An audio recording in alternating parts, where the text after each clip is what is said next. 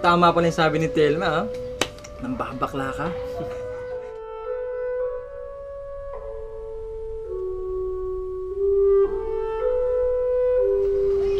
Malay mo, doble pa yung ibigay sa'yo.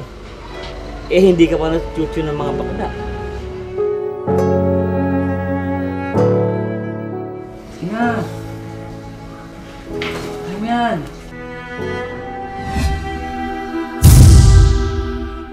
Parang may hinahanap ako. Ewan ko ba. Basta, parang may hinahanap pa rin ako.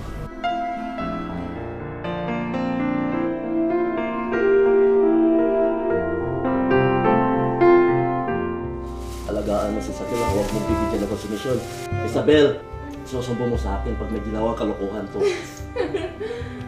Opo, Ruel. Takot ka lang sa shota mo. Sige na nga.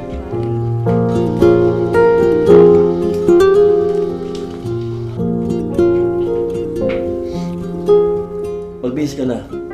Po? Bakit po? Hindi pwede. Gagawin ko kahit na ano. Basta kaya ko.